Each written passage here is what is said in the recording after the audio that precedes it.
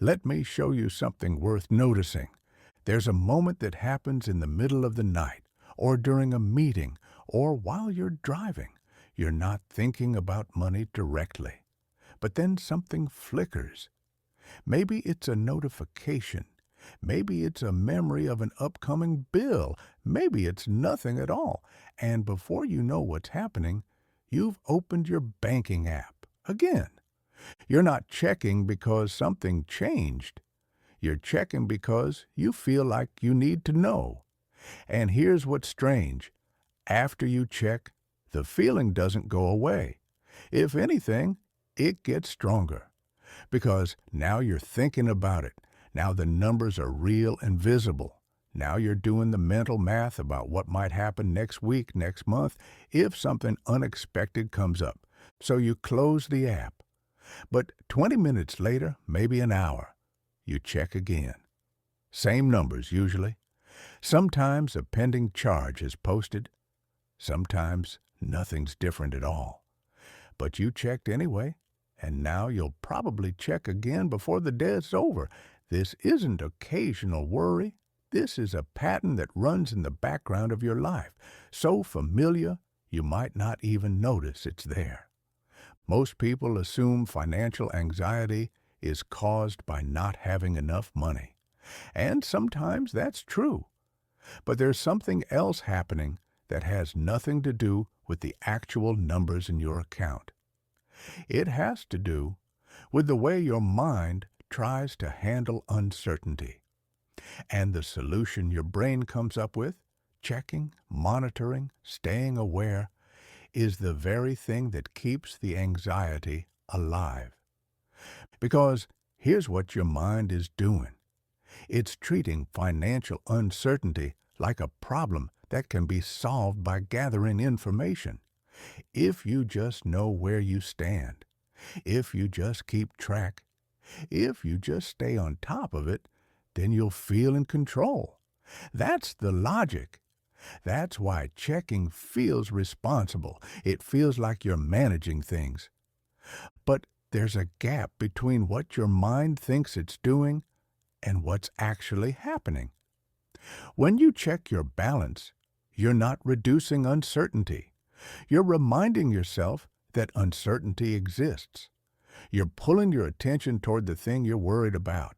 And because the future is still unknown, because there are still bills coming and variables you can't predict, the anxiety doesn't resolve. It just gets reinforced. So you check again and again, and the behavior starts to feel necessary. It starts to feel like the only thing keeping disaster at bay.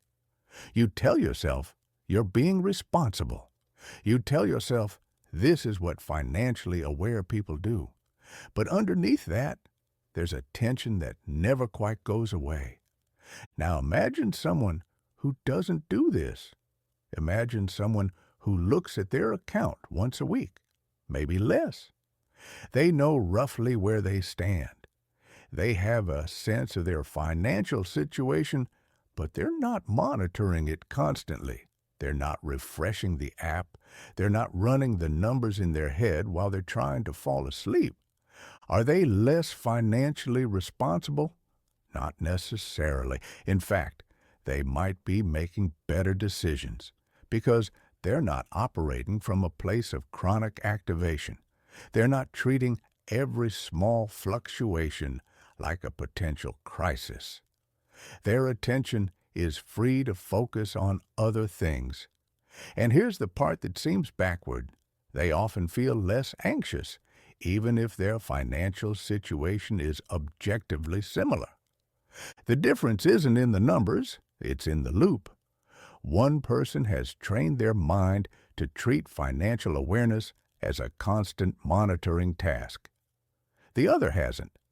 And once that loop is established, it doesn't matter how much money you have. The checking behavior will find something to attach to. If it's not the balance, it's the credit card statement. If it's not the statement, it's the budget spreadsheet. If it's not the spreadsheet, it's the market. There's always something to check. And this is where it gets tricky. Because The loop doesn't feel like a loop. It feels like vigilance. It feels like you're doing what you're supposed to do. The idea of not checking feels irresponsible. It feels reckless. Your mind says, if you stop paying attention, something bad will happen. If you're not on top of it, you'll lose control. But that's the loop talking. That's the anxiety justifying its own existence. Because the truth is, most of the things you're monitoring don't require constant attention. Most of the numbers you're checking aren't going to change in a meaningful way between now and the next time you look. And the few things that do require action don't require you to be in a state of perpetual readiness. Here's what happens over time. The loop becomes part of your identity. You start to think of yourself as someone who's anxious about money. You start to believe that's just how you are. And because you're checking constantly, because you're always aware of every small shift, you have more evidence that money is something to worry about. You're generating your own proof. And then something else happens. The anxiety starts to affect your decisions. Not always in obvious ways. You might avoid looking at opportunities because they feel risky. You might say no to things you actually want because the cost feels heavier than it should. You might overwork or undersave or make choices that don't align with what you actually value because you're operating from a place of chronic tension rather than clear thinking. Meanwhile, the loop keeps running. Check, worry, check again. The behavior feels like it's protecting you, but it's actually keeping you in a state of activation that makes everything feel more urgent than it is. And because the loop is invisible, because it just feels like being responsible, it's hard to see that there's another way to do this. There's a concept that helps here, though it's not a solution. It's more like a lens. It's called the monitoring trap. The idea is simple. The act of monitoring a feeling often intensifies it. When you check your anxiety by looking at your bank account, you're not calming yourself down. You're reminding your brain that there's something to be anxious about, and your brain responds accordingly. This shows up in other areas too. People who constantly monitor their heart rate when they're anxious often become more anxious. People who track every calorie can become more obsessed with food. The behavior that's supposed to create control often creates the opposite. And with money, the pattern is especially sticky because checking feels virtuous. It feels like financial responsibility. So the loop hides inside a story about being smart with money. But here's what the loop doesn't tell you. Financial stability isn't built by constant monitoring. It's built by setting up structures that work without your constant attention. Automatic transfers, simple budgets, decisions made once and left alone. The people who feel most financially secure aren't the ones checking their balance 5 times a day. They're the ones who've created systems that allow them to look away.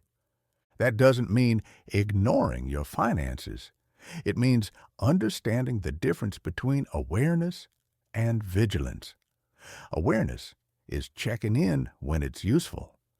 Vigilance is checking in because you feel like you have to. Awareness is calm. Vigilance is exhausting. And most of what feels like financial anxiety isn't about the money. It's about being stuck in vigilance mode without realizing there's another option. So what changes when you see this?